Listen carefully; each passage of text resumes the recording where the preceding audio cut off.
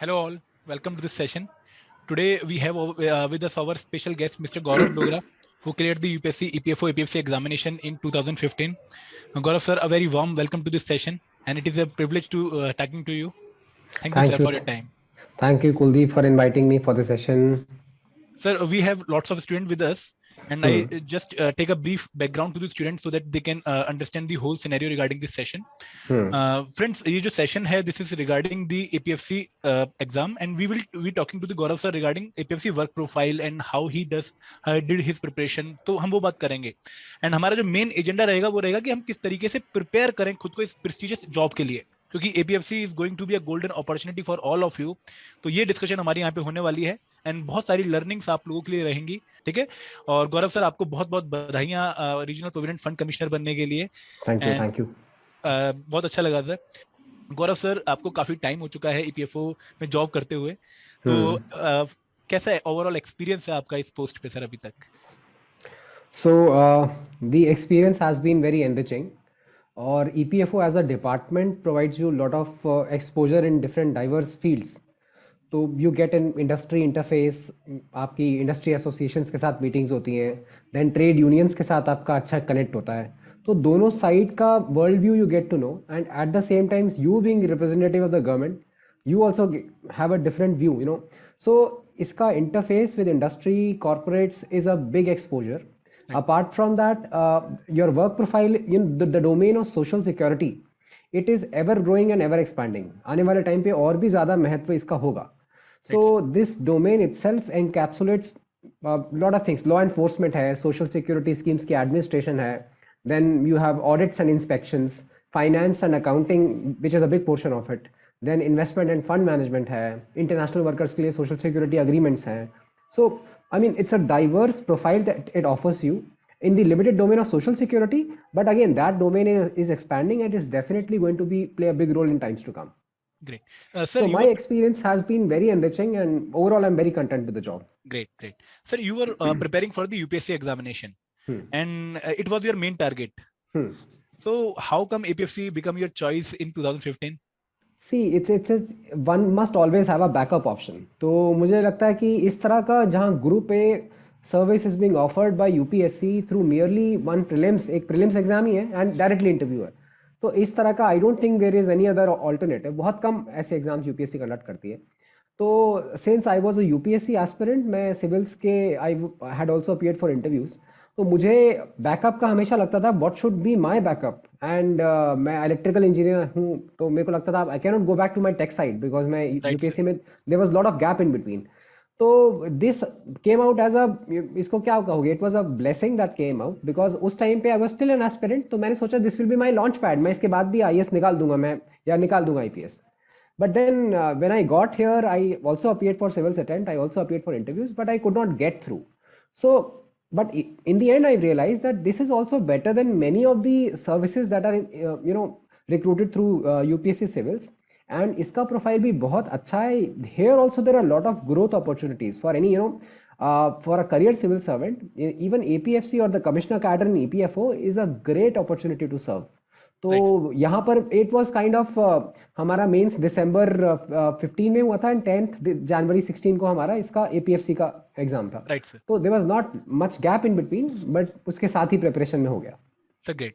Sir एक बात आपसे यहीं पे पूछना चाहूंगा कि काफी बच्चे ना रिजर्वेशन शो करते हैं in moving to a new examination when they are already preparing for a very prestigious examination. जैसे यूपीएससी में अगर आपने अटेम्प्ट दिया तो यू आर क्वाइट श्योर कि यार अगले अटेम्प्ट में थोड़ा सा और एफर्ट करूंगा तो शायद पक्का निकल जाएगा, और फिर आपको एपीएफसी ऐसा एग्जाम दिखता है तो ये स्विच करना डिफिकल्ट होता है सर, क्योंकि ऑलरेडी वी हैव रिजर्वेशंस ना कि हम बहुत मेहनत कर चुके हैं, अब क्यों शिफ्ट करें कहीं और. तो आपने इस पर्टिकुलर आयरनी को या इस पर्टिकुलर सिचुएशन को कैसे हैंडल किया सर? सी मैं I myself use to say that I only give UPSC. मैं कोई एग्जाम नहीं दूंगा, मैं स्टेट के राइट भी सर. एग्जाम्स नहीं दूंगा, मैं कोई एग्जाम नहीं दूंगा. But this is fool Hardy.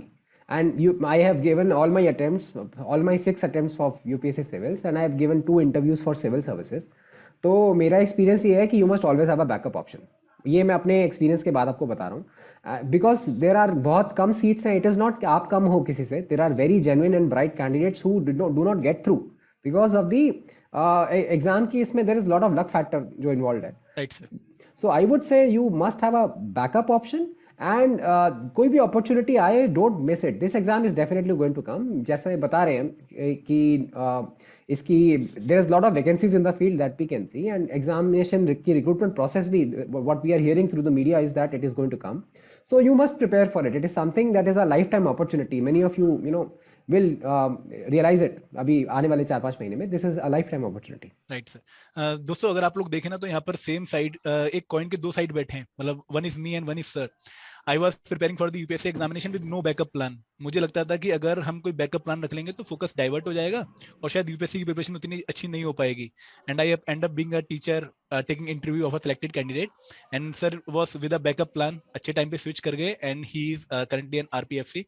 तो sir we are two sides of a same coin. Great to hear that. Sir अब मैं आपसे पूछना चाहूंगा कि what exactly is your work profile sir? तो देखिए, वर्क प्रोफाइल में अगर आप ब्रॉड डोमेन देखते हैं, it is related to social security. तो आप आर्टिकल 41 हमारा कॉन्स्टिट्यूशन में है, आर्टिकल 39 आप लोग पॉलिटी में पढ़ते होंगे। राइट तो उसमें it is like state in situations of sickness, old age, disablement, unemployment, in सब में पब्लिक असिस्टेंस देता है। तो EPFO is an organisation which provides to such measures. बहुत डिटेल में नहीं जाएंगे, बट इसमें ओल्ड एज पेंशन है, इसमें प्रोविडेंट फंड है और इसमें इंश्योरेंस है। ये आपके जब भी कोई लाइफ में इमरजेंसी आए, उसमें आपके लिए एक सोशल सिक्योरिटी मेजर है, एक इनकम सिक्योरिटी है।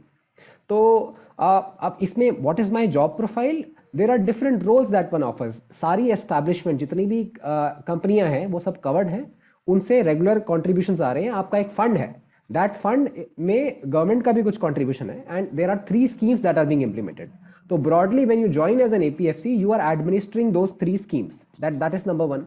दूसरा, उन स्कीम्स के लिए देयर इज एक एंगल एनफोर्समेंट का, कि जो बिकॉज इट इज मैंडेटरी, तो जो भी कंपनियां रजिस्टर्ड है उनको हर महीने कंट्रीब्यूशन जमा करना है, पीएफ का सैलरी से डिडक्ट होता है वो, तो साथ में अपना भी उनका एक मैचिंग कंट्रीब्यूशन है।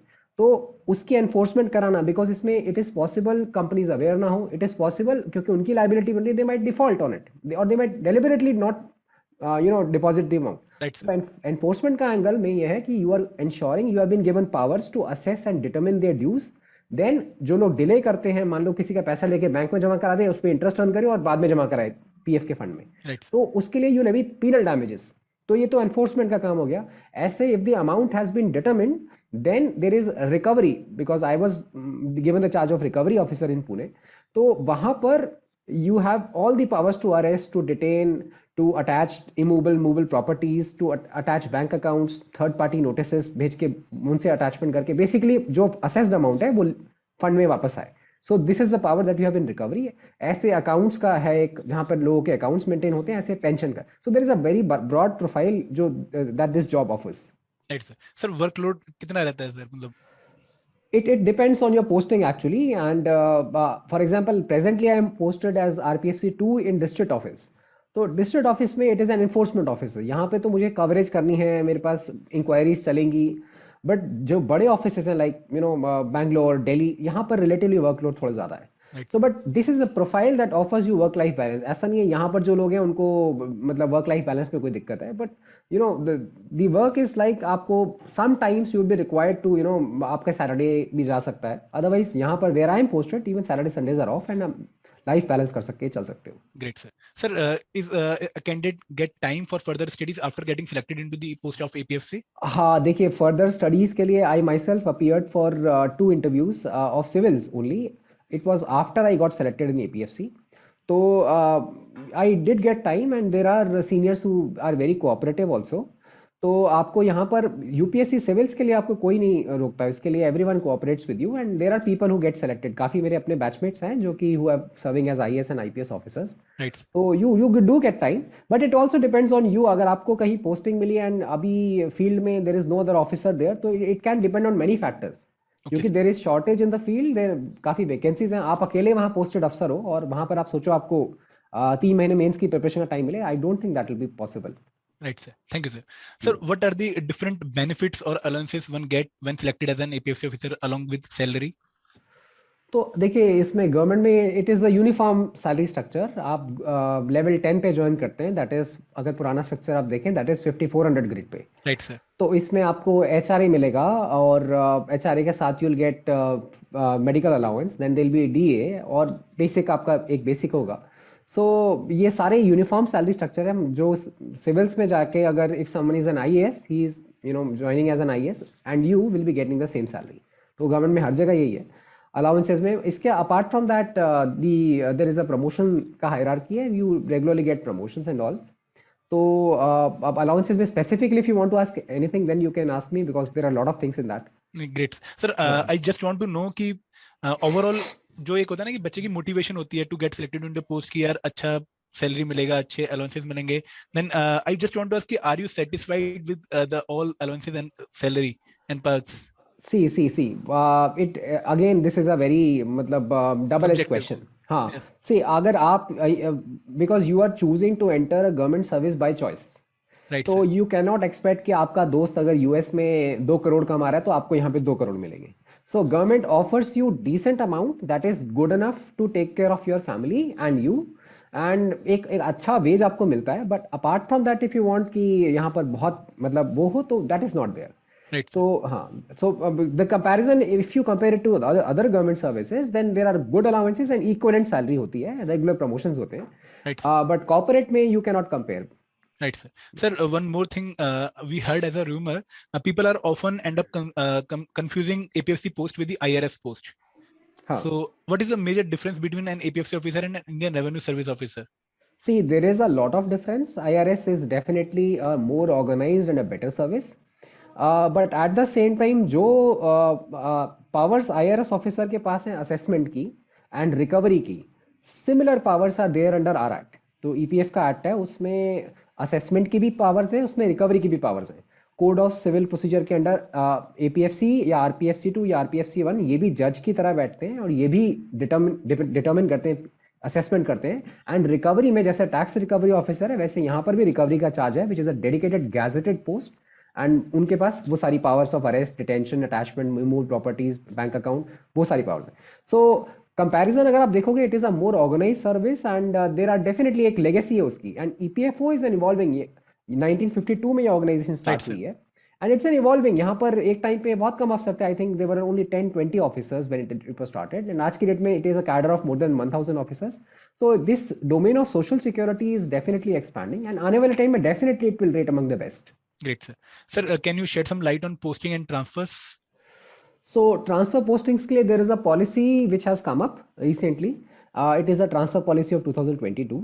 So now this is again one thing. Once you enter a government service, then आपके लिए choice जो होता है कि मुझे मेरे घर के पास मिले, Right, that sir. can be one factor. तो आपको एक पोस्टिंग में that might be considered, वो डिपार्टमेंट उसकी वेटेज भी रखता है। बट टू से कि मुझे सारी लाइफ दिल्ली में रहना पड़े या मुझे महाराष्ट्र में मुंबई के आसपास रहना, that will not be there. Then you will have to stop daydreaming because I am from Delhi. I got trained in Chennai, I got posted in Pune, and now I am in Bilaspur, Chhattisgarh. तो आप पूरे भारत भ्रमण करते हैं, which is again a different experience. यहाँ पर अलग अलग जगह लोगों से आप इंटरेक्ट करते हैं, it's a great learning opportunity and आप your horizon broadens up. Right, sir. So all India transfer liability है। Okay, sir. Sir, one more thing. Can you tell us something about EPFO as an organization? Because there is a very limited information among the aspirants regarding the EPFO. They were knowing about IAS post, IPS post, IRS post so much, but very limited information about EPFO. So as an organization, see, EPFO is again it is one of the largest social security organizations in the world. And अब ये भी बच्चों के मन में question होता है कि why is it an organization? ये गवर्नमेंट Right, sir. डिपार्टमेंट ही नहीं है, ये तो एक कमर्शियल डिपार्टमेंट है। सो सी एक सोशल सिक्योरिटी में there are ILO conventions which India has to abide by as a nation. तो उनमें there is a factor called tripartism, मतलब 3 पार्टीज होंगी। तो एक one will be government which will be represented by you and me, the Yeah, right, officers, sir. Right, sir. and one will be the employers and one will be the employees. तो एक कर्मचारी हो गए, एक नियोक्तागण हो गए और एक सरकार होगी। तीनों का ट्राईपार्टाइट एक मैकेनिज्म है, एक बोर्ड है। जैसे आरबीआई का एक सेंट्रल बोर्ड है, जैसे central board of direct taxes है, जैसे रेलवे का एक बोर्ड है मिनिस्ट्री ऑफ रेलवेज में, वैसे ईपीएफओ का एक सेंट्रल बोर्ड ऑफ ट्रस्टीज है। Right, sir. तो जो न्यासी बोर्ड है, जो ट्रस्टीज का बोर्ड है, it is headed by union labour minister and this is the authority that implements and enforces all these schemes. So this is number one. अब as an organization, why is it called an organization? Because यहाँ पर not merely government which is the supervisory authority, यहाँ पर employers and employees की भी association है and there are ILO conventions governing that. Similarly, you will find many other organizations. Border Roads organization is in under MHA, so there are different organizations also. Right, sir. Under Social Security Code also there is something called a Social Security Organization. अभी वो code notify नहीं हुआ है, but it mentions this word Social Security Organization. So this is the background why it is called EPFO and not EPFA or EPFC. तो अब now how it is an organization की तरह EPFO कैसा है? This organization provides you a lot of opportunities for your holistic development. Family के लिए भी you are able to take out lot of time. For specializing also there are lot of हमारी training policy है, नई training policy आई है. Department there are officers that actually encourage you and mentor you to specialize in specific fields. मुझे finance में करना है, मुझे law में करना है. They will help you a lot in that. Sports में lot of everything is taken care of. And my one personal experience I will share. आपको जैसे I was posted to Bilaspur. District offices are opened up recently, अभी 3-4 साल में पहले खुले. तो इसमें there was nothing there. There was small inspectorate office and I was the first officer to be posted there. अब ऐसी सिचुएशन में there is not even an office to sit, there is not even a residential accommodation. And I was so frustrated initially. I felt कि यार ये तो बहुत गलत है मेरे साथ, मैं तो ग्रुप ए ऑफिसर हूँ. But you tell me how many organizations in the country offer you the scope to develop everything from the scratch. So I set up an office there. We have acquired a big building of BSNL. वहाँ पर हमारा proper office खुला है. And apart from that, I have also been given the opportunity to scout land. वहाँ पे अच्छा land हम लोग देख रहे हैं and administration में collectorate से हमारी बात भी चल रही है. So this kind of exposure एक growing organization offers you. At such a young age, अभी मुझे 6 साल हुए सर्विस करते हुए, and I am setting up a big office there. So this exposure itself, if you flip the coin and see, challenges हैं, but Right, the learning itself is also very good. So हाँ बताइए. There is a lot of personal growth opportunities and career growth opportunities. Definitely. Right, sir. Sir, one more thing I would like to ask. कि there are news regarding the cadre restructuring at EPFO. And there are two posts which we usually heard about EPFO, that is EO and APFC. So can we consider these two posts as a good backup to the UPSC exam? देखिए, I myself would definitely, अगर मेरे पास उस time AO का exam आता, I would have appeared for that. तो अब APFC और EO is the eyes of the EPFO. तो फील्ड में एनफोर्समेंट हो या फिर फील्ड में कोई भी ग्रीवेंस रिड्रेसल हो या फिर इंस्पेक्शंस हो, ऑडिट्स हो, for everything EO is relied upon. It is the departmental representative.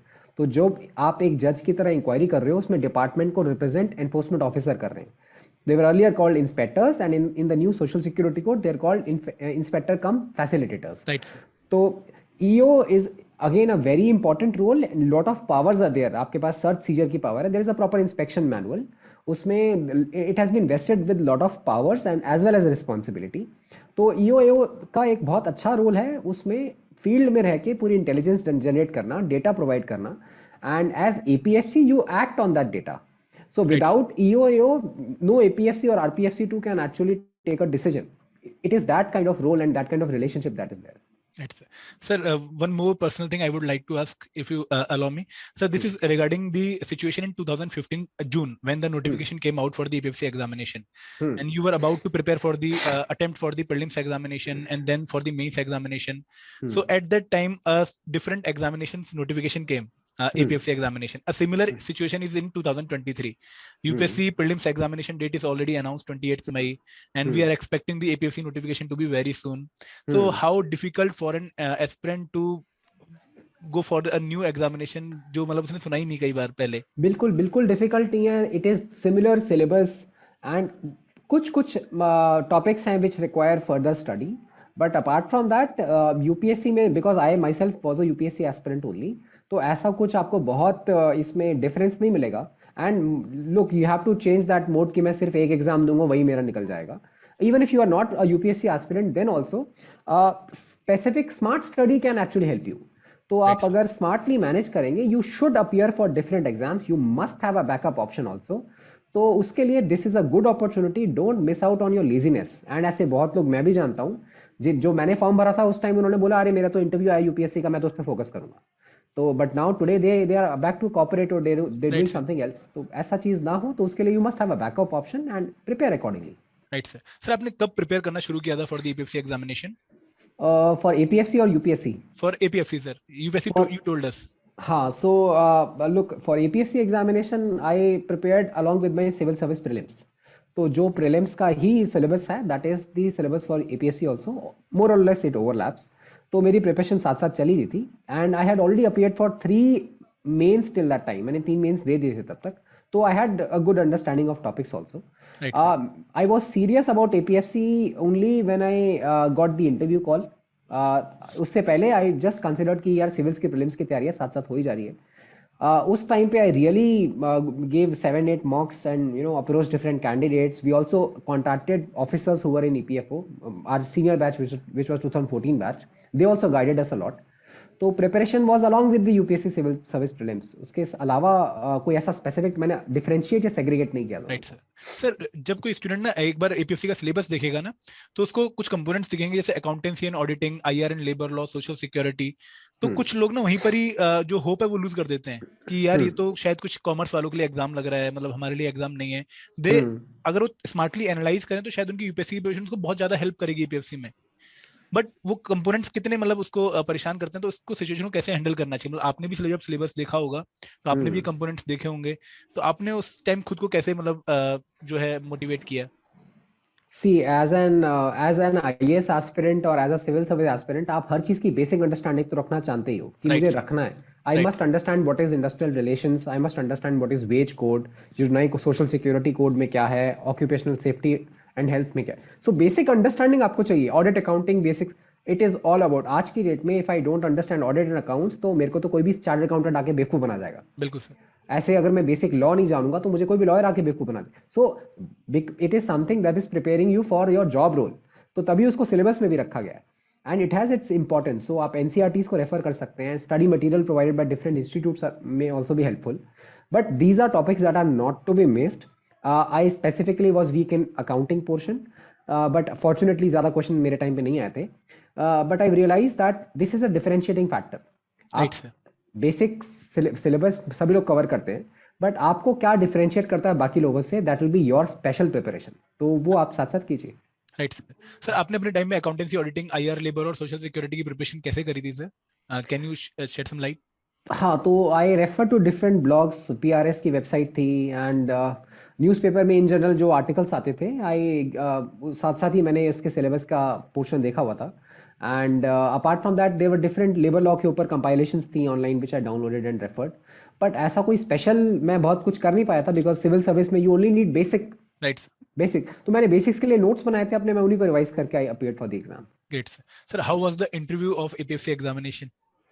Interview was very good. In fact, interview में they asked me about my prior experience with BHEL. मैं BHEL में था, right sir. and interview में they also asked me about technical things. मतलब मैंने सोचा था शायद ये EPFO के बारे में बहुत कुछ पूछेंगे, but they did not refer to EPFO at all.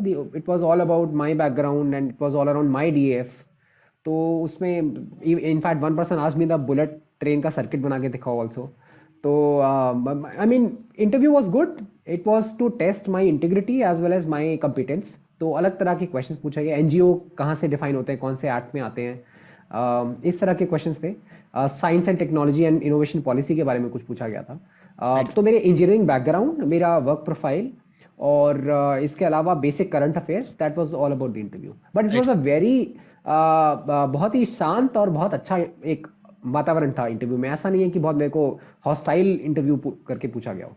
Right sir. And sir एक और मैं क्वेश्चन यहाँ पे पूछना चाहूंगा कि जब हम यूपीएससी एग्जाम की तैयारी करते हैं तो हाँ। कई बार हम खुद को ना काफी कंटेन कर लेते हैं। मतलब आपने बोला कि हमें कंटेन नहीं करना चाहिए, हमें हर किसी का चीजें जाननी चाहिए। तो लेकिन हम्म। अभी क्या ना, अभी कंपटीशन काफी बढ़ गया है, रिस्क फैक्टर काफी बढ़ गया है। 2015 में एक डिफरेंट सिचुएशन थी, 2023 में एक डिफरेंट सिचुएशन है। तो हम्म। स्टूडेंट्स जब भी हम कभी सेशन करते हैं, बात करते हैं बच्चों से, तो they show a huge reservation कि यार नहीं, मूव नहीं करना है। तो I hmm. Again again want to ask you कि how we should motivate ourself कि यार एज एन एस्पिरेंट हमें हमेशा कैसे रेडी रहना चाहिए। I think I C am repeating a question, but this is the main problem of the students we are talking to. सी ये initial resistance तो हर किसी में आती है, बट जब आप यूपीएससी के भी 3-4 अटेम्प्ट्स दे देते हो और आपका नहीं होता ना, फिर आपको समझ में आता है कि यार what is the importance of an alternative. तब आप सोचते हो या मैं स्टेट का दूं, या मैं some of my friends actually went back and completed IIMs में जाके अपना एमबीए करने गए, और कुछ लोग वापस टीसीएस में, इन्फो में, अलग अलग जगह ज्वाइन करने लगे। सो आप घूम फिर के अगर ऐसा, because UPSC is you cannot put all the eggs in one basket and say मेरा यूपीएससी हो जाएगा. It सही is बात an है. exam जहाँ बड़े बड़े लोग, दिग्गज लोग भी हिल जाते हैं. Right. And I myself have given 2 interviews and I have attempted 6 mains. मैं एक भी prelims में नहीं रुका हूँ. तो I can tell you UPSC में there is lot of luck factor involved. और आपको you must have a backup and prepare for a backup. ऐसा opportunity आए आपके पास, there are different exams I would say, but सबके लिए आपका एक basic preparation होना चाहिए. Right sir. Sir you have told about the push factor जो हमें पुश Hmm. करता है to an alternative. What are the pull factor from the APFC side जो आपको अट्रैक्ट करते हैं to be a part of APFC officer? आपके time पे, उस टाइम पे अट्रैक्टिव फोर्स क्या थी सर? सी मेरे टाइम पे I was unfortunately not even aware about this. And मैं जब इंटरव्यू देने गया तब मुझे बताया गया, और तब मुझे जब इन डेप्थ पढ़ा तो मुझे समझ में आया कि क्या चीज़ है और क्या होता है. एंड यहाँ ज्वाइन करने के बाद I realise that this is a great service and its domain of social security, its public interface, and it will definitely rate amongst the best in times to come, ऐसा मैं आपको कह सकता हूँ. It's EPFO is big corpus of 19.5 lakh crore. There are 27 crore accounts. Yes sir. And एक service की importance आपको कैसे पता लगती है? The public interface that it has. Right. आपके पास जहां एक अपॉर्चुनिटी है, एक सेवा भाव से अगर आप जाते हैं, you are able to serve people. तो एक अलग ही सेटिस्फैक्शन और वो एक अलग ही फुलफिलमेंट है इस सर्विस में. एंड आप देखोगे ईपीएफओ का प्रोफाइल एंड ईपीएफओ का डेटा भी इनफैक्ट इकोनॉमी में हम लोग आजकल फॉर्मलाइजेशन के लिए राइट काफी सर. यूज करते हैं.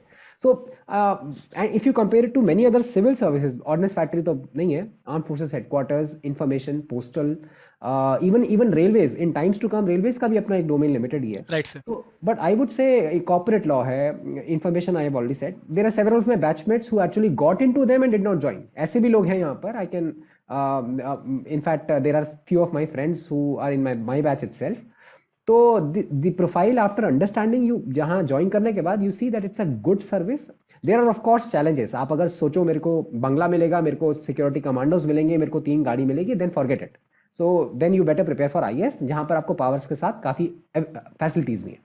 यहाँ पर you will be provided decent accommodation, आपके लिए अच्छा ऑफिस होगा, आपको RC1 बनने के बाद गाड़ी भी मिलती है, and otherwise you have an operational vehicle. तो decent facilities are provided, good profile is there, and this would definitely be a good service. Right sir. Thank you sir. Sir one more thing I would like to ask, जिसमें बच्चे काफी doubtful रहते हैं कि there is no mention of desirable qualification in the notification that if you हाँ. are doing postgraduate diploma in public administration or company law, you will be preferred. So what is the impact of desirable qualification at your time in the interviews? So I don't understand वो क्यों लिखते हैं, but मेरा desirable qualification नहीं था. And मैंने बहुत लोगों से पूछा अपने बैचमेट से, काफी लोगों का नहीं था. काफी लोगों ने यहाँ आने के बाद अपना डिजायरेबल क्वालिफिकेशन बढ़ाया है. MBA फाइनेंस किसी ने किया है, किसी ने, I myself have pursued masters in law. तो मैं ये देख रहा हूँ कि वो प्रोफाइल लिखा जरूर गया है नोटिफिकेशन में, बट इंटरव्यू में आई डोंट थिंक उसका कुछ स्पेशल रेफरेंस था. Right, sir. Sir, what was your focus areas during your preparation time in the for the APFC examination?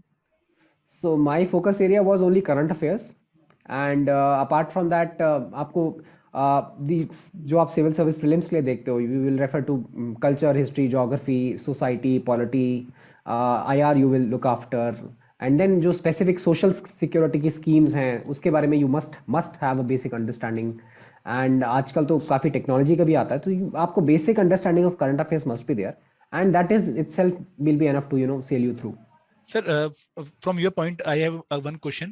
There is a difference in current affair in the for the UPSC examination, current affair preparation for the UPSC examination and for the APFC examination. In APFC examination, they are asking more factual questions like appointments, like person in news. These type of questions are less as in the UPSC examination. So, how you manage that portion for the current affair, that different dimension for the current affair? See, ऐसा difference actually. I would say that the level of APFC exam in front of UPSC civil prelims was moderate to easy. Civils का जो level है उससे थोड़ा आसान paper आता है इसका.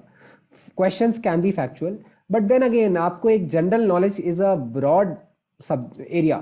तो इसमें आप जब prepare करते हो साथ साथ ही you have to prepare along with. तो मैंने कोई स्पेशल फोकस नहीं किया कि ये वाला क्वेश्चन ये APFC के लिए हेल्प करेगा, ये वाला क्वेश्चन मेरे को प्रीलिम्स के लिए हेल्प करेगा. I only prepared for civils prelims, and मैंने थोड़ा उसको एक्सपैंड डेफिनेटली किया कि मुझे लेबर लॉस पे ज़्यादा फोकस करना है, मुझे सोशल सिक्योरिटी स्कीम्स पे ज़्यादा फोकस करना है. तो इस तरह मैंने डेफिनेटली एम्फसाइज किया था, and it help me a lot. Right sir. Sir हम कुछ बच्चों के डाउट ले लेते हैं ताकि उनके डाउट्स भी हम वन बाय वन सॉल्व करते रहें, है ना. हम शुरू कर लेते हैं from Paulami.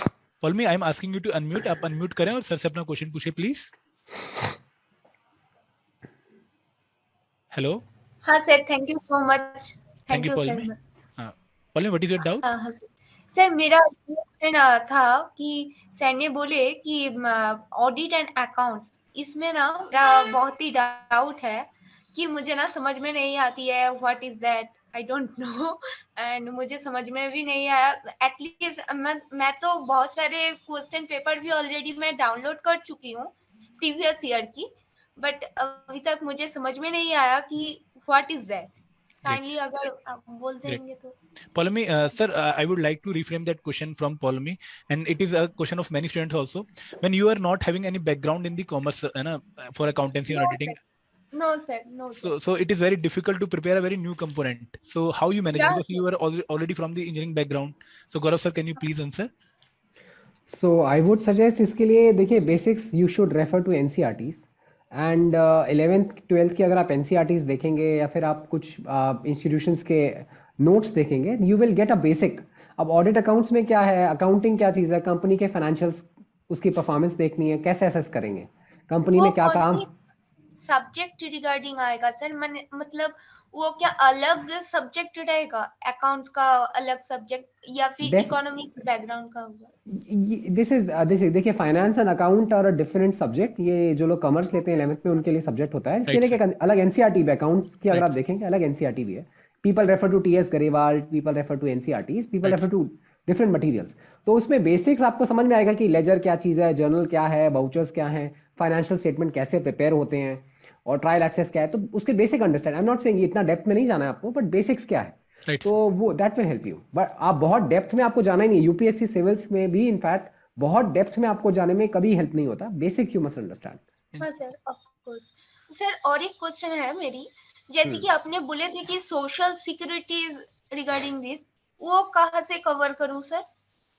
Lot of material is there. In fact काफी न्यूज में भी आता है, सोशल सिक्योरिटी कोड के बारे में आता है, कौन कौन से एक्ट इसके अंतर्गत आते हैं इस कोड के अंडर। और अनऑर्गेनाइज सेक्टर में क्या है, ये तो ऑर्गेनाइज सेक्टर की हम बात कर रहे हैं, ये बेसिकली इकोनॉमी से रिलेटेड है। तो जैसे हम पढ़ते हैं कि 93% हमारा सेक्टर जो है that is informal Right, sir. And 7% he formal है। ठीक है, एंड इनफॉर्मल में अब ऑर्गेनाइज सेक्टर एक अलग चीज़ है, इन और फॉर्मल सेक्टर एक अलग चीज़ है। तो इसकी भी अलग अलग डेफिनेशंस हैं। आप इकोनॉमिक सर्वे भी अगर रेफर करो, उसमें समझाते हैं वो लोग। तो पॉइंट इज, इसमें इनफॉर्मल सेक्टर की कौन सी स्कीम्स हैं, उसमें there is something called as Pradhan Mantri Jeevan ज्योति बीमा योजना, क्या? जो कि एक बैंक खोलने पे ही इनफैक्ट ऑफर की जाती हैं। और जीवन सुरक्षा योजना, सुरक्षा बीमा Yojana, Yes, sir. There are 3 different schemes that are offered. ऐसे अच्छा। ही अभी श्रम योगी मानधन है, लघु उद्योग योगी मानधन है। तो I mean government is coming out with lot of schemes. उसका बेसिक जरूर समझें कि ये स्कीम क्यों ऑफर की जा रही है और इसका क्या स्ट्रक्चर है। इसमें गवर्नमेंट का अपना कोई कंट्रीब्यूशन है, या फिर जो मैं पैसा डाल रहा हूँ मुझे बैंक की तरह वापस किया जा रहा है, एंड इसका क्या बेनिफिट है। It is offering me pension of 3,000 rupees 30 years from now. तो और या डिफरेंशियल इसमें कुछ है, तो बेसिक आप समझिए इसको। बहुत डेप्थ में again I will not recommend. Then अगर मनरेगा है, MNREGA is also social insurance, वो भी एक स्कीम है, वो तो हम सबको पता ही होनी चाहिए। हाँ, ऐसे ही, हाँ, ऐसे ही फूड सिक्योरिटी एक्ट है, उसमें भी recently there were some changes. तो आपको, you must have nub of what is happening in the country and you must relate it to social schemes. तो आपको एक अच्छा प्रिपरेशन भी मिलेगा, एक अलग कॉन्फिडेंस भी आएगा। Okay Right, sir. Sir. Sir कौन सी पेपर मुझे फॉलो करना चाहिए इस रिगार्डिंग? न्यूज़पेपर पूछ रहे हो पॉल में? हाँ सर, सॉरी। आप न्यूज़पेपर के बारे में पूछ रहे हो? हाँ हाँ सर। ओके. सो देखिए, there is no one size fits all answer. मैं आपको बोलूं कि आप इंडियन एक्सप्रेस पढ़ो, तो there are people who have never ever touched Indian Express and they have cleared it, Right, and sir. There are people who have never touched the newspaper and they also cleared it. तो ऐसा कोई uniform answer नहीं है इसका, but you must refer to current affairs and your preparation should be issue based.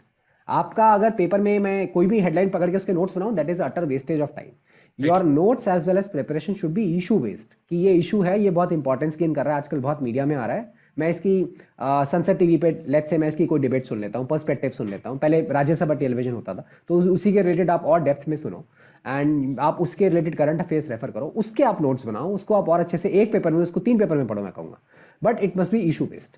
तो Right, I would suggest that. great. Okay sir. Paul, me any other doubt? No no sir, thank you so much. Thank you, Paul. Thank you. Next doubt is of Ritesh. Ritesh, आपने hand raise कर रखा है, क्या doubt है आपका Ritesh? Sir मैं पूछना, hello, हाँ बताइए. मैं पूछना चाहता हूँ, मैं जॉब करके प्रिपरेशन कर रहा हूँ सर। तो मेरा कॉमर्स बैकग्राउंड है, लेकिन मैं कैसे, मुझे समझ में नहीं आ रहा है कैसे स्टार्ट करे प्रिपरेशन, और कैसे मतलब सक्सेस मिलेगा ये पेपर में मुझे। राइट क्या सर। क्या मुझे बुक्स रेफर करना चाहिए और क्या नहीं करना चाहिए, कुछ समझ में नहीं आ रहा है सर मुझे। सर रितेश के क्वेश्चन के ना दो पार्ट हैं। मैं एक पार्ट तो उसका आंसर में हम अब दे सकते हैं, क्योंकि as an teacher we can guide regarding the sources and regarding the strategy. But ये डाउट मैं आपको सबका क्लब करके देता हूँ कि एज अ वर्किंग प्रोफेशनल हमें किस तरीके से अपनी प्रिपरेशन को मैनेज करना चाहिए, क्योंकि टाइम काफी कांस्टेंट रहता है यहाँ पे। सी आई मेरा अपना बैकग्राउंड वाज लाइक मैं फुल टाइम प्रिपेयर कर रहा था। I was in BHEL till 2012 and मैं उसके बाद आई वाज फुल टाइम प्रिपेरेंट। तो एज अ वर्किंग प्रोफेशनल आपको कैसे करना चाहिए, I would suggest you to do smart study and you can take assistance of coaching. You can form a group of friends जो प्रिपेयर कर रहे हैं, उनसे आपको नोट्स मिलते रहे एंड इस तरह की आपकी प्रिपरेशन हो सकती है। आपको टाइम कम मिलेगा but consistently even if you invest 2 to 3 hours, बहुत लंबे समय नहीं, आप 6 महीने भी इस एग्जाम के लिए अगर या फिर करंट अफेयर्स के लिए आप देते हो, it will be more than enough. लेकिन अगर आप यूपीएससी के लिए कर रहे हो साथ साथ, तो it will be required I think 6-7 hours per day right sir, and right साथ साथ आप कर सकते हो। Right sir. रितेश, हम सभी को यही कहते हैं एस्पिरेंट्स को कि अगर आप डेली 3 से 4 घंटे निकाल सकते हो, वो भी एक साथ नहीं, 2 शिफ्ट में, मॉर्निंग एंड इवनिंग में, for next 6 month, then you will be able to attend the APFC examination.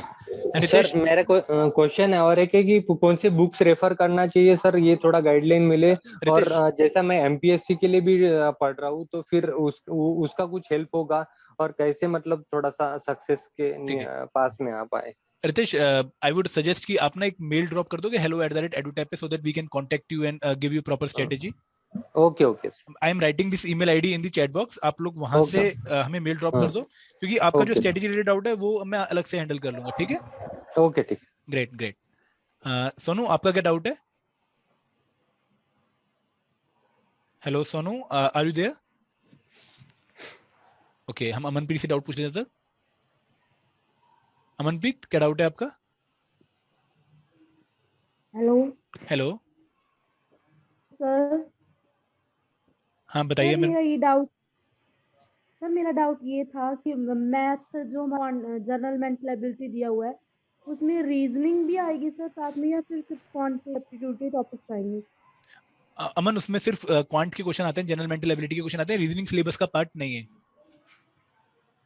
तो सर हम क्वांट को अच्छे से कैसे प्रिपेयर कर सकते हैं? गौरव सर, अगर आप कुछ इनपुट देना चाहो, because you are from engineering background, तो आपने शायद इसको स्पेसिफिकली प्रिपेयर नहीं किया होगा। See I did not prepare anything for quants and anything else.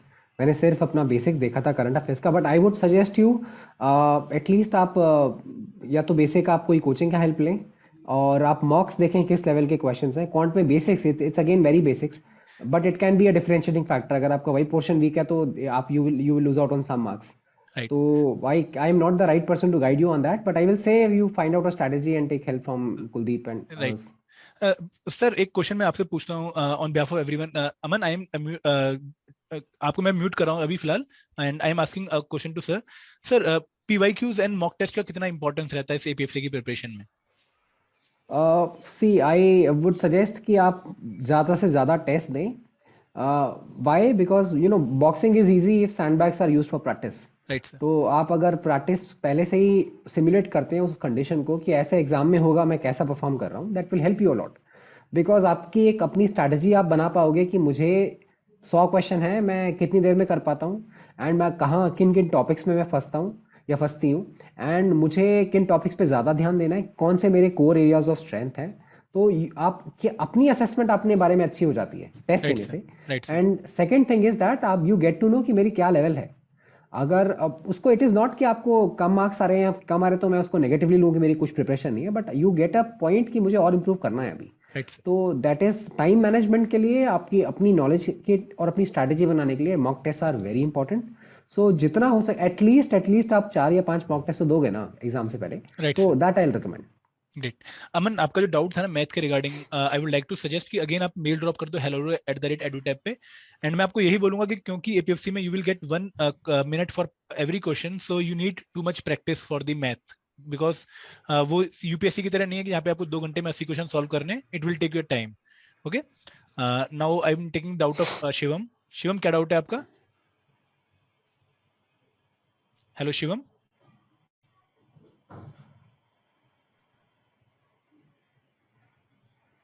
Shivam आप अनम्यूट करेंगे खुद को एक बार? ओके, हम पुष्कर से शिवम हेलो हाँ Shivam, hello hello, good afternoon sir. Good afternoon. अरे सर, ये जैसे इसमें आईएएस और पीसीएस में इसमें सर कुछ हेल्पफुल इसके इसी का सेम सिलेबस होता है क्या सर प्रीलिम के? बिल्कुल शिवम, आई होप आपको शायद बेसिक अंडरस्टैंडिंग नहीं है शायद इस एग्जाम के बारे में, नहीं एपीएफसी के बारे में। जी जी जी सर। ठीक है शिवम, मैं आपको बता दूं कि यहाँ पे ना सिलेबस काफी ओवरलैप करता है, क्योंकि जो आपका जीएस वाला पोर्शन है, इंडियन इकोनॉमी हो गया, इंडियन पॉलिटी हो गया, है ना, एंड हिस्ट्री हो गया, कल्चर हो गया, जनरल साइंस, करंट अफेयर, ये सारा ओवरलैप करता है, कुछ कंपोनेंट्स डिफरेंट हैं। ठीक है शिवम, शायद ओके, और कोई doubt Shivam? Okay sir. Okay great. दोस्तों मैं आपसे रिक्वेस्ट करूंगा कि आप स्ट्रेटेजी के रिगार्डिंग डाउट ना पूछे, क्योंकि हम गौरव सर का जो एक्सपीरियंस है वो यूज करना चाहते हैं। आप एपीएफसी के बारे में अगर कोई डाउट पूछना चाहते हैं तो वो शायद ज्यादा बेटर रहेगा, he can answer that doubt very better. तो पुष्कर, आपका क्या डाउट है?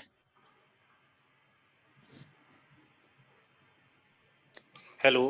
हेलो, नमस्कार सर। नमस्कार पुष्कर। हाँ सर जी, मेरा डाउट ये है कि सर मतलब मैंने आज तक कभी कोई पीसीएस आईएएस वगैरह ऐसा कोई बड़ा एग्जाम दिया नहीं है, फर्स्ट टाइम देने जा रहा हूँ। और मेनली मैंने सिलेबस वगैरह देखा था इसका, तो सिलेबस तो मुझे मतलब उतना टफ नहीं है, आईएएस की तुलना में काफी अलग है। और मोस्टली वन लाइनर वगैरह मतलब उतना डेप्थ नहीं पूछा जाता इसमें। इस वजह से मैं इसको मतलब प्रिपेयर कर रहा हूँ थोड़ा बहुत। तो सर मैं ये कहना चाह रहा था कि सर जो इसका इंटरव्यू होता है ना, तो सर इंटरव्यू में मोस्टली जैसे मतलब देखा जाता है कि इंटरव्यू में अगर इंग्लिश बोली मतलब इंग्लिश में हम बोल रहे हैं तो इंग्लिश में ही बोला जाएगा, और हिंदी में बोल रहे हैं हिंदी में ही बोलना होता है, या फिर हम मिक्स बोल सकते हैं जैसे कुछ चीज हमें एक्सप्लेन करना है। इंटरव्यूअर का क्या पर्सपेक्टिव होता है इस सेंस में? देखिए, आप इंटरव्यू में पहली बात आप अपना लैंग्वेज पहले ही पूछ लीजिए कि मैं कौन सी speak in one language but speak confidently. तो अगर आप हिंदी में बात कर रहे हैं तो आप हिंदी में बात कीजिए, अगर आप इंग्लिश में बात कर रहे हैं इंग्लिश में बात कीजिए। अब हिंदी में ऐसा मतलब नहीं है कि आपको एकदम शुद्ध हिंदी बोलनी है, उसमें कुछ टर्म्स ऑब्वियसली इंग्लिश के आएंगे ही। तो और ये कोई फैक्टर नहीं है कि आप बोलो कि सर मेरी ये बात करने की लैंग्वेज की वजह से मुझे जज किया जाएगा। तो ऐसे बहुत सारे कैंडिडेट्स होते हैं जो कि हिंदी में इंटरव्यू देते हैं और बहुत अच्छे नंबर आते हैं उनके। और ऐसे बहुत सारे कैंडिडेट होते हैं जिनकी अंग्रेजी एकदम फाई फाई होती है, उनको कुछ नंबर नहीं मिलते। तो वो एक कंसेप्ट आपके मन में है, उसको आप पहले ही हटा दो। आपको जो लैंग्वेज में आप कॉन्फिडेंट हो, आप उस लैंग्वेज में पहले परमिशन लेके बोल सकते हो, सर आई एम कन्फर्म, मैं इस लैंग्वेज में ज़्यादा कंफर्टेबल हूँ, आपकी अगर अनुमति हो तो मैं हिंदी में इसका जवाब दे सकता हूँ क्या? तो आपको बोलेंगे आप दो। तो ऐसा नहीं है इंटरव्यू में कोई बहुत आपको मतलब एक स्ट्रेसफुल सिचुएशन होती है, हवा बना के रखते हैं यूपीएससी इंटरव्यू का। बहुत एक अच्छी कन्वर्सेशन होती है।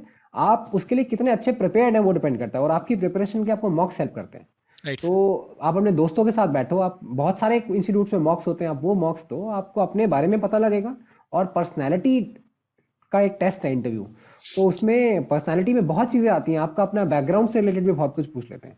तो that is something that you need to prepare for. Right. तो सर हाँ पुष्कर एक्चुअली सर मैं हिंदी बैकग्राउंड का हूँ, बट सर ये है कि मतलब कई टर्म ऐसा होता है कि हिंदी में हम बोल नहीं पाते, मैक्सिमम मतलब 80-20 चल सकता है ऐसा कि बिल्कुल, कुछ वर्ड हम 20% आपकी इंग्लिश आपकी में। नॉलेज बेस अच्छी होनी चाहिए, और 80-20 चल सकता है, क्यों नहीं चल सकता? आप किसी भी चीज़ का जवाब जैसे आप अभी बात कर रहे हो ऐसे आप इंटरव्यू में भी बोलते हो तो ठीक है। बट पॉइंट मैसेज कन्वे होना चाहिए, और आपकी नॉलेज बेस जो है वो अच्छा होना चाहिए। तो अगर आपकी बात में वजन है तो आप हिंदी में बोलो अंग्रेजी में बोलो, उससे कोई फर्क नहीं पड़ता, दोनों का एक ही है। राइट। और सर मेनली मतलब इंटरव्यू में मतलब क्या किस टॉपिक पे रिलेटेड मतलब पूछा जाता है क्वेश्चन वगैरह? कुछ भी पूछते हैं, कुछ भी ऐसा नहीं है कि कोई एक टॉपिक होता है। अब वो अगर आप कनेक्टेड पॉइंट्स देते हो उन्हें कि मैंने सर मैं स्पिक मैके में क्लासिकल म्यूजिक में काफ़ी कॉलेज में था इन्वॉल्व, आपके अपने अपने डिटेल एप्लीकेशन फॉर्म में लिखा है, तो आपका कल्चर पे पूछ लेंगे सारा कुछ। और आपने अगर टेक्निकल जैसे मेरा इलेक्ट्रिकल इंजीनियरिंग से पॉइंट शुरू हो तो बुलेट ट्रेन का सर्किट भी बनवाने को बोला, जो कि मैं नहीं बना पाया। तो वो इंटरव्यू का डाइवर्स बहुत ब्रॉड स्कोप होता है, वो आपके प्रोफाइल से भी रिलेटेड है। और अगर ये भी होता है, ऐसे भी लोग हैं जिनके प्रोफाइल से एक भी क्वेश्चन नहीं पूछा जाता। तो इट में also depend on the panel कि वो क्या मन में रखता है, और it also depends on the candidate वो कैसे जवाब दे रहा है। पुष्कर, जो जनरली इंटरव्यू होता है, मैं सर की बात पे ऐड ऑन करना चाहूंगा। जनरली फैमिली बैकग्राउंड हो गया, आपकी हॉबीज हो गई, आपका डेफ हो गया, एंड आपका एजुकेशन बैकग्राउंड हो गया, इनसे किसी भी फील्ड से वो शुरू हो सकता है और उनमें फिर चेन बन जाती है। अच्छा, ठीक है। और जनरली सर इंटरव्यू कितना टाइम का होता है? आधा घंटा लगता है, और लेकिन आपको टाइम का पता भी नहीं लगता। तो अच्छा। It is like 25 to 30 minutes होता ही है। राइट, ठीक है पुष्कर, ओके सर। ठीक, ग्रेट ग्रेट। राहुल, आपका क्या डाउट है? Hello, hello, good evening sir. Good evening. Sir मैं पूछना ये चाह रहा था कि आज से दो मंथ पहले मैंने प्रिपरेशन स्टार्ट किया 2023 के लिए सर, और लास्ट ईयर ही मेरा ग्रेजुएशन भी कंप्लीट हुआ, लेकिन 2 मंथ प्रिपरेशन करने के बाद मुझे पता चला कि मुझे तो कुछ समझ ही नहीं आ रहा है। तो फिर मैंने एनसीईआरटी उठाया। एनसीईआरटी में अभी तैयारी कर रहा हूँ एनसीईआरटी से, लेकिन अभी मुझे फील हो रहा है कि मैं यूपीएससी का एग्जाम दे नहीं पाऊंगा। मेरे लिए यूपीएससी नहीं है, तो मैं ये इस वाले एग्जाम के लिए मैं प्रिपरेशन कर सकता हूँ अभी से क्या? सर आप गाइड करना चाहेंगे कुछ इसके बारे में? देखिए again this is a question, आपको मैं पूछूंगा कि आपको कुछ तो मोटिवेशन होगा कि आपको एग्जाम देना है। अगर आपको सिर्फ जॉब चाहिए तो जॉब तो 10,000 है, आप कोई और प्राइवेट में भी ले सकते हो। आपको मोटिवेशन है ना कुछ यूपीएससी के लिए, किसी में कि कोई कहता है मेरा सेवा भाव है, कोई कहता है मुझे पावर चाहिए, कोई मुझे कहता है कि मुझे आगे जाके स्पेशलाइज करना है किसी चीज में। तो बहुत सारे लोगों की मोटिवेशन होती है अलग अलग। आपकी मोटिवेशन क्या है? एंड जितनी आपकी मोटिवेशन है, जितनी आपकी इंटेंसिटी ऑफ प्रिपरेशन है, जितना आपका सिंसेरिटी ऑफ पर्पस है, आपके अंदर कितनी आग है, उतनी अच्छी आपके। स्टार्ट तो सब लोग स्क्रैच से ही करते हैं, एक ना एक दिन तो लगता है ना कि बिल्कुल। कोई कॉलेज में लगता है, कोई आफ्टर प्रिपरेशन करता है, कोई बच्चों के बाद शुरू करता है, शादी करने के बच्चे के बाद भी लोग शुरू करते हैं प्रिपरेशन। बट आपके अंदर कितनी फायर है बेली में, वही आपको डिटरमिन करती है आप कितना आगे जाओगे। बिल्कुल। तो हाँ बताइए। राहुल, एकदम सर ने एकदम करेक्ट बोला कि आपकी जो इंटरनल मोटिवेशन है ना, वो डिटरमाइन करते हैं कि आपकी प्रिपरेशन कैसे होने वाली है। मतलब मैं या सर या कोई और भी आपको उतना पुश नहीं कर सकता जितना आप खुद से पुश हो सकते हैं। तो you must know your why, कि why you are preparing for examination. और वही आपको शायद पहला क्वेश्चन पूछा भी जाएगा इंटरव्यू में। Am I correct sir? Yes yes yes बिल्कुल। तो राहुल, यू नीड टू, अगर आप ऐसे दौड़ने लग जाओ ना, अभी आपको यूपीएससी टफ लगा है 2 महीने बाद, फिर आपको 1 महीने बाद एपीएससी टफ लगना शुरू होगा, फिर आप एसएससी की तरफ जाओगे, तो आप कोई एम एक आइडेंटिफाई कर ही नहीं पाओगे कभी भी।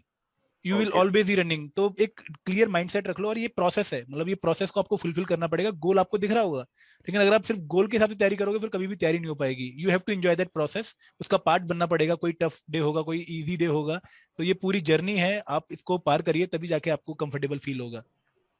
Okay sir, thank you so much ठीक है, sir. Great great great. Okay Rahul. Rajesh, क्या डाउट है आपका? Sir, good afternoon, sir. Good afternoon. Sir, is my voice is audible, sir? Yes Rajesh.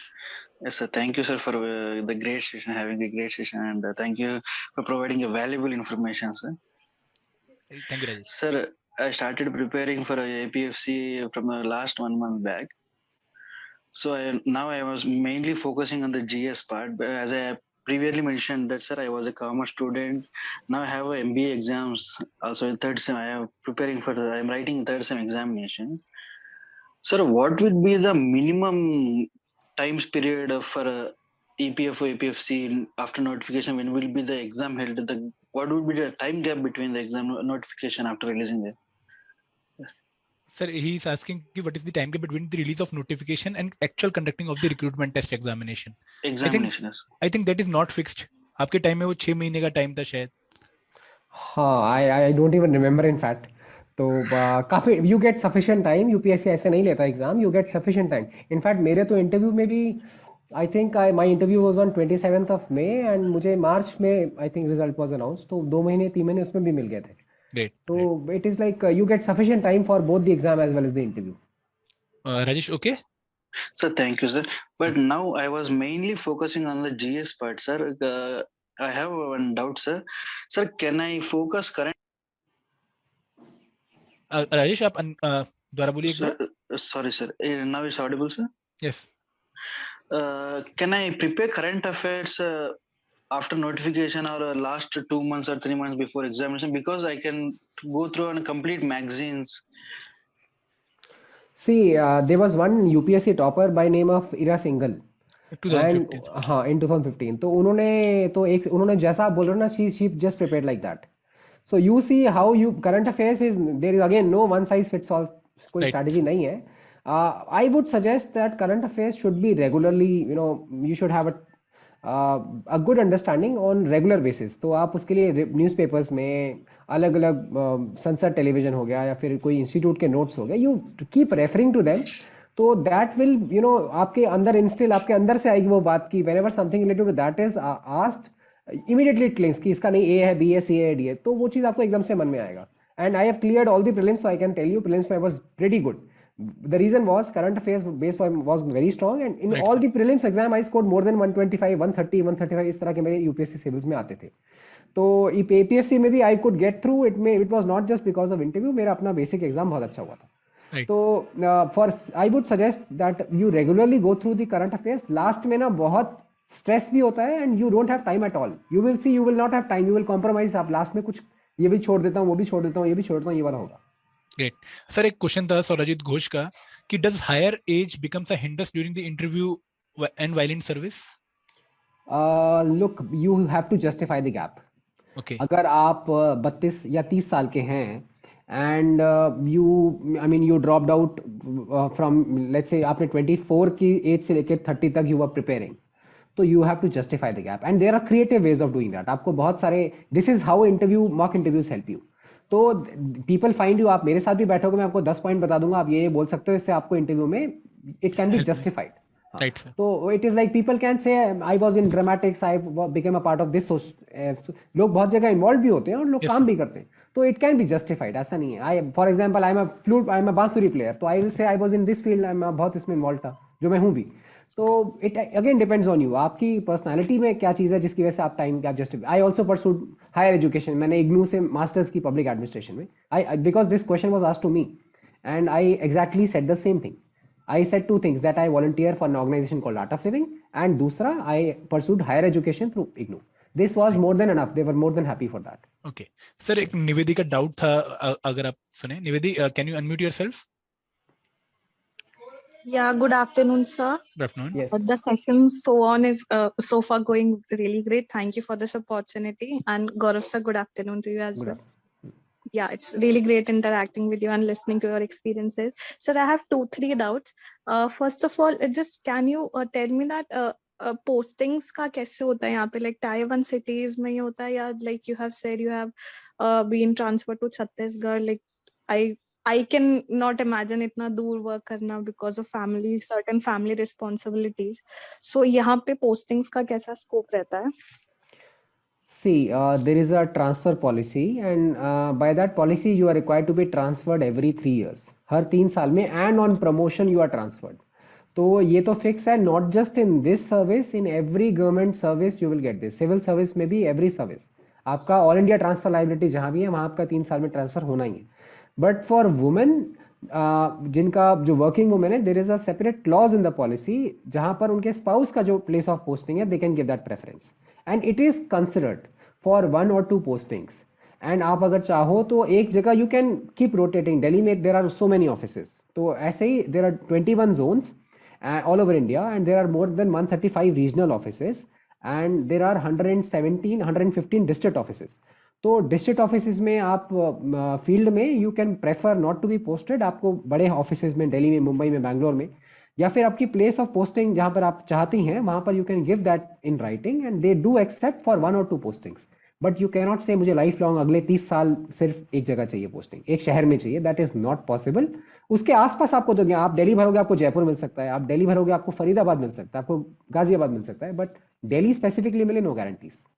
तो एंड दिस इज अगेन, ये this is an occupational hazard. Transfer is an occupational hazard. वो तो आपको मन के ही ज्वाइन करना पड़ेगा. So यहाँ पे इसमें एक EduTab की एक बुकलेट थी, that was immensely helpful for us. इसमें सर डिपार्टमेंट्स एंड EPFO के बारे में भी बताया गया है. So is it our choice कि हम इसमें से कौन सा डिपार्टमेंट चूज कर सकते हैं, या वो सिर्फ हमें उसी के बेस पे मिलता है, like training, accounts, HR, PR, recovery? Sir let me handle this query. आप बताना फिर उसको सर. जो आपने हमारी गाइड बुक में देखा ना, वहाँ पे हमने डिफरेंट वर्क प्रोफाइल बताया है APFC ऑफिसर का, कि they are doing job as recovery officer और inspector, and they are so they are the different work profile जो सर ने भी शायद स्टार्टिंग में बताई हैं. तो आप उन्हीं की बात कर रहे हैं शायद, Nivedita? Yes sir. Okay. So I would just add on to that, you deal with all of them. आपको ऐसा नहीं है इसमें से कुछ प्रोफाइल ही देखनी है, आप ये सब देखते हो, and right from day one. तो this is the nature of the profile. But when you are posted to district offices, यहाँ पर accounts and pension का काम नहीं है, यहाँ पर enforcement का काम है. तो ये पहले इंस्पेक्टरेट्स थी, एंड आने वाले टाइम में डेफिनेटली ये भी बन के कैडर स्ट्रक्चरिंग जिनकी बात कर रहे थे कुलदीप जी, It is again for making these district offices into bigger offices. EPFO as an organization is expanding. अभी मिनिस्टर ने भी there was something called as चिंतन शिविर, तो उसमें the target of EPFO membership is kept as 10 crores by 2027. तो government itself sees this organization as growing. एक vision 2047 का डॉक्यूमेंट दिया गया है कि आज से 25 साल बाद what will be the role of EPFO in social security architecture of the country. So it's a big document. If you see, a lot of things are mentioned there. So my point is that you get exposure, diverse exposure from day one. And अगर आप postings में हैं, अगर आप district office में post होती हैं, तो then you have no choice, आपको एनफोर्समेंट का ही काम करना है. आप अगर EOAO ज्वाइन कर रहे हैं, उसका कोई एग्जाम है, तो उसमें it's a completely different nature of job. वहां पर every 4 years you are either AO और यू आर EO. तो it depends, but you get all the exposure from day one. ये आपको सारा एक्सपोजर मिलता है. Right, thank you. Okay, Niviti, okay. any other question? Yeah, so last few doubts. Basically मेरा भी sir की तरह बिल्कुल यूपीएससी का ही टारगेट था, सेवा भाव and all, so very much dedicated towards it, but due to some family responsibilities masters, graduation के तुरंत बाद मास्टर्स किया, मास्टर्स के तुरंत बाद जॉब मिल गई कैंपस प्लेसमेंट में, and currently working as a banker, and salary package भी बहुत अच्छा है, due to which family responsibilities तो इजीली कवर अप हो रही है, but I still have that fire in me and वो करना ही है. So APFC I am seeing this as a very great backup option, and like sir said कि prelims and an interview जैसा ही है. सो I have this commerce background, but मुझे अभी initial fear that I am facing is ये GS part का, because sir was in UPSC prep काफी समय से, तो उनका वो चीज इजीली हो गया, बट अगर मुझे GS से ही स्टार्टिंग से बेस बनाना है तो वो कैसे होगा? I am a bit confident about the commerce thing and all. वो EPF एग्जाम में भी पढ़ा था and miss by very few margin, तो तब वहां पे भी काफी प्रैक्टिस है, but I always have this ये GS में. सर अगर ओवरलैपिंग आपकी तरह नहीं हो यूपीएससी एंड इसमें, तो स्टार्टिंग से कैसे हम GS को टैकल करते चले? And last doubt is about current affairs को भी कैसे हैंडल करें in this given scenario? I get very limited time. See, there is no easy way GS में, तो I would suggest go the hard way and prepare. You refer to books. There is मैं अगर आपको बताऊं what would I do if I face the similar situation? Come time maybe I can refer to Polity by Lakshmikant. Polity by Lakshmikant is the basic book that you need to go. और अगर आपके पास time ज्यादा है तो you go refer to DD Basu. मैंने जो refer किया, मैंने पहले पॉलिटी में लक्ष्मीकांत पढ़ा, फिर DD बासु भी पढ़ा. ऐसे इकोनॉमी में you can refer to basic book by Ramesh Singh और रमेश सिंह. हाँ, रमेश सिंह. एंड अगर ज्यादा टाइम है आपके पास तो आप दत्ता सुंदरम भी पढ़ोगे. ऐसा ही हिस्ट्री में you refer to there were some spectrum notes, they were more than enough modern history के लिए. आप वो रेफर करोगे. अगर आपके पास बहुत टाइम है तो आप शेखर बंदोपाध्याय, बिपिन चंद्र सब पढ़ोगे. तो माय पॉइंट इज दैट आपके पास कम टाइम में भी देयर आर रिसोर्सेज और सेम लेवल ऑफ प्रिपरेशन होती है. अब ज्यादा टाइम, अब जो लोग खाली बैठे हैं, जैसा आई वाज कंप्लीटली खाली, तो मेरे पास और भी टाइम है, तो मैं और डेप्थ में गया for my mains preparation, not for my basics of civil prelims और या फिर APFC एग्जाम के लिए. तो बेसिक आपको जो रेफर करना है, there is no easy way. आपको वो पढ़ना ही है. आपको स्पेक्ट्रम भी पढ़ना है, आपको लक्ष्मीकांत भी पढ़ना है. ये तो आपका बेस है. इनमें अगर आप गलती करते हो, take it from me, you are missing out. आपका रैंक 10 रैंक नीचे जा रहा है और आपके नाम लिस्ट में आएगा नहीं, इससे डिपेंड हो रहा है. तो some basic questions everyone knows that you can not afford to miss out. वो आपको करना ही है सही. But your differentiating factor is जो आपकी करंट अफेयर्स में कितनी अच्छी ना बैंड देयर आर. देखिए, you must be very good at making calculated guesses. तो आज की डेट में आई कैन से कि यूपीएससी में भी everyone does some calculated guess कि यार A और B तो नहीं है, C और D में से एक है. C आई रेफर्ड, मैंने कभी पेपर में इस तरह पढ़ा, मुझे लग रहा है I think it should be C. तो इस तरह I think more than 50% of candidates attempt, और निकलता भी इसी तरह है. तो यू कैन नॉट से कि मुझे मैं छोड़ दूंगा, मैं अगर 50% भी तो भी नहीं मार्क करूंगा. सो इट इज पॉसिबल. आप पहले अटेम्प्ट में सारे 100% जो आपको आते हैं वही करो, बट सेकंड राउंड में you will have to attempt those question, otherwise you will miss out. Otherwise आपका एक क्वेश्चन मिस आउट हो जाएगा. Right sir, great sir. Sir मैं कुछ क्वेश्चन आपसे यहाँ से पूछता हूँ चैट बॉक्स में. दोस्तों, जो बच्चे जिनकी टर्न नहीं आ रही है due to want of time, आप लोग चैट बॉक्स में अपने मैसेज लिख सकते हैं और मैं सर से आपसे क्वेश्चन पूछ सकता हूँ. सर एक क्वेश्चन था कि जो यूपीएससी का इंटरव्यू पैनल होता है, क्या वही APFC का इंटरव्यू पैनल होता है? सेम पैनल्स बनते हैं? सेम पैनल्स ही होते हैं. इनफैक्ट काफी उनकी क्वालिफिकेशन वाइज अगर आप देखो, they are very learned and very qualified people. तो आप you must be very authentic and genuine before the interview panel. वहाँ कुछ भी अगर आप झूठ बोलते हो तो आप फंसते हो. तो you ensure that and the panel is same. जब मैंने सिविल्स भी दिया इंटरव्यू, मैंने APFC भी दिया, panel is same. Okay sir, एक क्वेश्चन था नवीन कुमार का कि डू वी गेट, सबसे पहले वो पूछ रहे हैं ऑफिशियल कार, सेकंड हाँ वो पूछ रहे हैं कैबिन, देन पर्सनल हाँ staff in office and government accommodation. तो So look, if you want official car from day one, be an IPS or an IAS. आप वो join करो, prepare for that. But in APFC, you don't get personal car from day one. You get operational vehicle. For example, जब मैं पुणे में recovery officer I served there, तो I got vehicle for 3 months. 3 महीने मेरे पास vehicle था, and वो मेरे को enforcement के लिए मिला था. मेरे पास squad of inspectors था, हम establishment जाते थे, attachment करते थे, seal लगाते थे, property की auctions हो गई, banks attach, हम basically वो enforcement का काम करते थे recovery में. तो आपको लिमिटेड पर्पस के लिए, ऑफिशियल पर्पस के लिए व्हीकल डे वन से मिलेगा. किसी कॉन्फ्रेंस अटेंड करनी है, कोई इंडस्ट्री की इनवाइट आई है, some institute has invited you for training, other candidates, और इस तरह का कुछ आता है, you get official vehicle. But for personal use you don't get vehicle till you are RPFC 1, तब तक आपको नहीं मिलता है. Great sir. तो सपोज अगर हमें मिल जाता है इसमें, so do we get enough time to prepare, मतलब वर्किंग आवर्स एंड वीकेंड्स वगैरह पे can we prepare for UPSC as well अगर अटेम्प्ट्स बच रही है तो? See, I can tell you because I myself prepared and gave 2 attempts after this. So you do get time, and seniors are very cooperative. So in fact, मेरे under काफी one Alok was an AO under me, and he also cleared UPSC. He is in railways now, and then many people under me have also cleared after joining as AOU. I gave them full leaves. मैंने छुट्टी में कभी किसी को कोई भी नहीं करता परेशान UPSC सिविल्स में. तो you do get time, but again it depends. अगर ऑफिस में there are, आप इस तरह के ऑफिस में पोस्टेड हो जहां पर ऑलरेडी 2 ऑफिसर हैं and one officer is ill or not coming due to some reasons, personal reasons, you are the only one. उस टाइम पे if you expect कि आपको पूरे 6 महीने की छुट्टी चाहिए, that will not be allowed. तो it also depends on the context क्या है आपके ऑफिस का. Right sir. शिवम का एक क्वेश्चन है कि अगर हम देखें ईओ और एपीएफसी ऑफिसर को, तो लगभग 80% से ज्यादा बच्चे ऐसे हैं जो यूपीएससी बैकग्राउंड के हैं. तो क्या यूपीएससी वाले बैकग्राउंड वाले बच्चों को एज है इस एग्जामिनेशन में? डेफिनेटली है, but at the same time it is not. ऐसे बहुत सारे हैं जो यूपीएससी के हैं, बिकॉज ऑलमोस्ट सारे जो यूपीएससी देते हैं उनमें से 80-90% लोग एपीएफसी भी देंगे एग्जाम. तो बट ऐसे भी लोग हैं जो बिना इसके बैकग्राउंड के भी एग्जाम निकालते हैं. ऐसे 10-15% लोग होते हैं, मेरे अपने बैच में भी है. तो बट वो कैसे निकालते हैं, मतलब उनकी भी तो कोई प्रिपरेशन स्ट्रैटेजी होती होगी ना. तो you look at the positive side to it. No, 90% है तो 10% वो भी तो है जो निकाले उसके बिना. Right sir. 1 or 2 questions I would take. Sir, during interviews, how should we drop questions with politeness? Just say, sir, I don't know.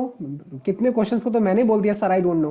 Have a smile on that face, and you know, अंदर से आप चाहे nervous हो, अगर आप मुस्कुरा रहे हो तो nobody will take an offense कि यार ये क्यों मुस्कुरा रहा है.